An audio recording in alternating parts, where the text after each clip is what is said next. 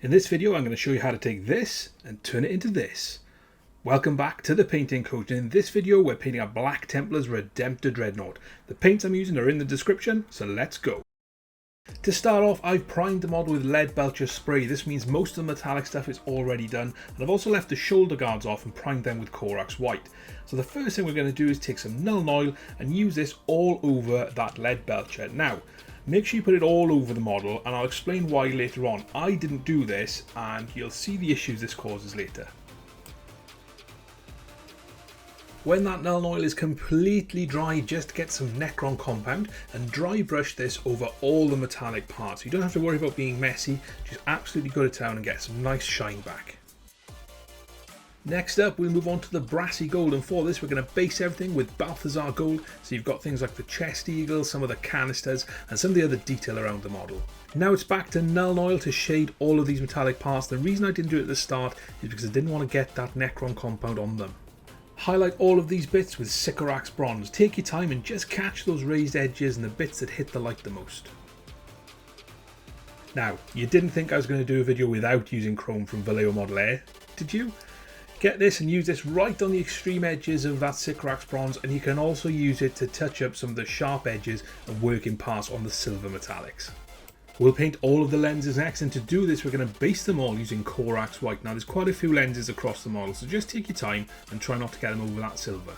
Take some white scar and use this to dot the middle of all those lenses to give a little highlight. While you've got the white scar out, it's a great opportunity to go and highlight the edges of all the shoulder pads. Now this is really simple. All you need to do is get some on your brush and just drag this along those edges, getting a nice crisp fine highlight. Take your time, and if you make any mistakes you can always go back over it with Corax White. To do the lenses themselves, use some contrast paint. I'm using Blood Angels Red, Warp Lightning and Iyanden Yellow for the lamp. We'll paint the weapon casings next, and these are red, so we're going to start off with a dark red. We're going to use Khorne Red. We're going to paint this around the casing, around the heavy flamer, as well as the heavy onslaught Gatling cannon. And we're also going to paint the one half of the knee as well, ready for the iconography. I've also painted the purity seals as well as some pipes to add a little bit of interest around the model, and now we're going to shade everything down with some Null Oil. So you don't want this to pool, but you do want to tint everything a little bit darker. When that's completely dry, we want to bring some of that Khorne Red back with a chunky highlight. So just take some on your brush and pull it along the shape of the model, adding in that nice chunky highlight. It might seem bright, but as it dries it'll blend back down. To brighten that up and add a little bit more sharpness, we're going to go in with some Evil Sun Scarlet and do exactly the same thing, except we're going to make sure that this line is a bit finer and stays inside that Khorne Red.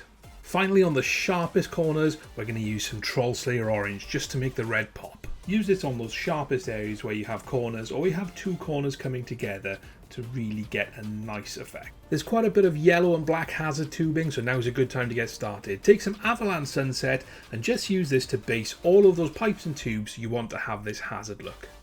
Next up, it's time to paint the black armour using Abaddon Black, and as you can see I'm having some difficulty. The paint is going onto a really smooth surface, so there's not too much for it to bite into, and therefore it's pulling back together rather than sticking.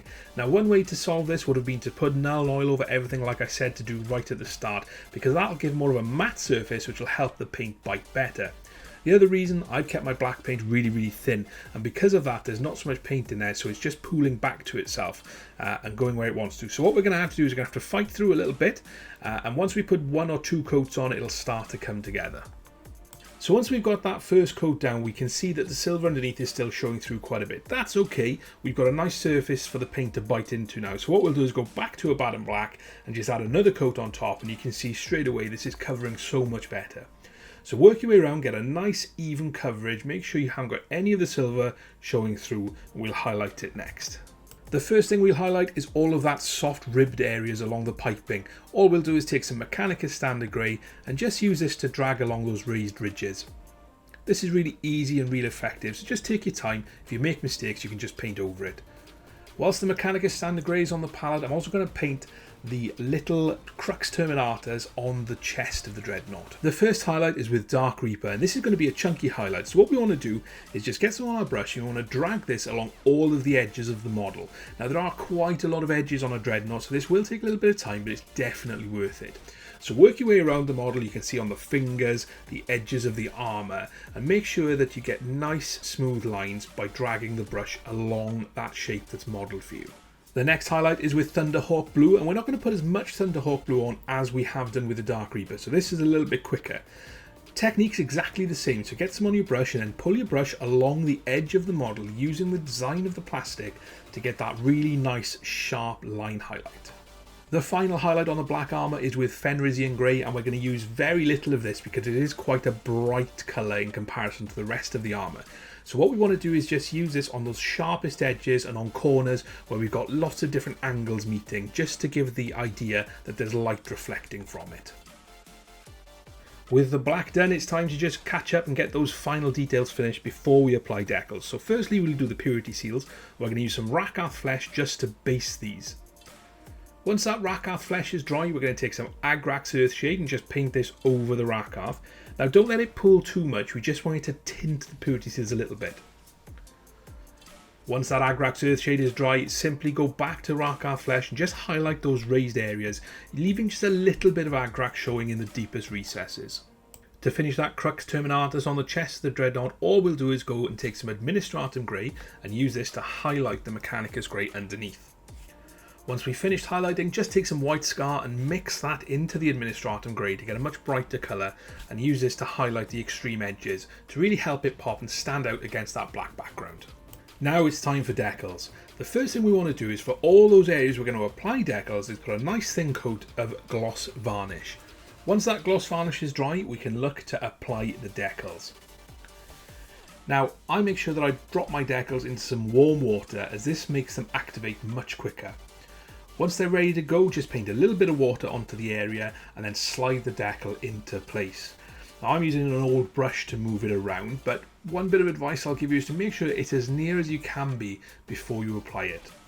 Now I'm just following the ideas that are in the instruction manual for this. Now you can come up with your own designs. I'm just following the box art.